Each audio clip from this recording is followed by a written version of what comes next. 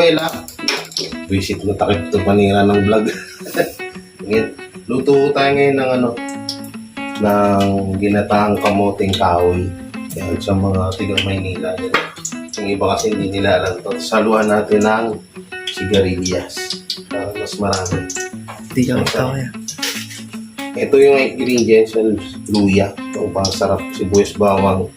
At mas masarap dito yung tinapa kaysa sa kaysa sa giniling na karne. So wala tayong nabiling tinapa. Kaya ang nalagay natin ay giniling na karne. So ito muna. Ito masarap. Ito yung ating ginataan.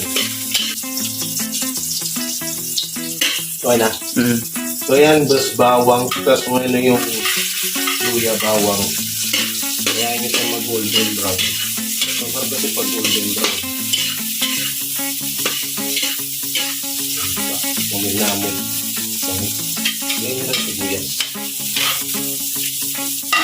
Tapos, ito yung karne. So hugas na to.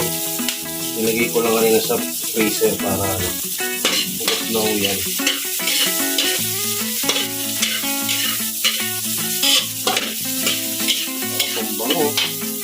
Hindi lang pa nilalagay ko naman hita. Karni na ang isunod natin. So tumigas siya, no? Diba? Tumalaban. Tumigas siya ng bagya. Punin natin pag golden brown din ito. Yung kakalas-kalas naman ho yan. Hindi ko na binabaran sa tubig para hindi gagayahin na. Dinagtong ko lang to sa vlog ko kahapon sa pagbili ko ng bigas ni nanay. Hindi magiging malansa ako yan. Nakapos ng mantika. Hindi na kasi ako maglagay ng mantika. Hindi ko napalabutan yung karne. Okay na yung buo. Hindi ko napalambutan. Nakalimutan ko. Sarap yan, no? Nakamoy mo na ba, Jong? Lagyan na natin to.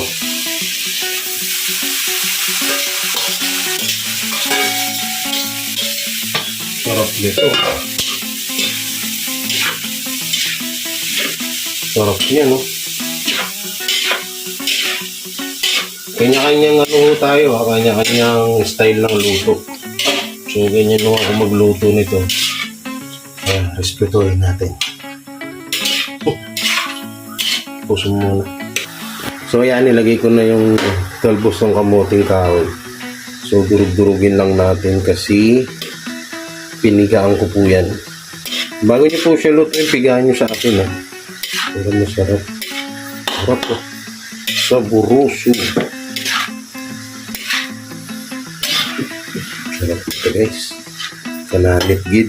Mga kuwela, pinapakuluan na lang natin sa gata. So, dinamihan ko yung gata, pati yung nilagyan ko siyang konti tubig para lumambot lalo yung gulay, no? Yan, pakuluan lang.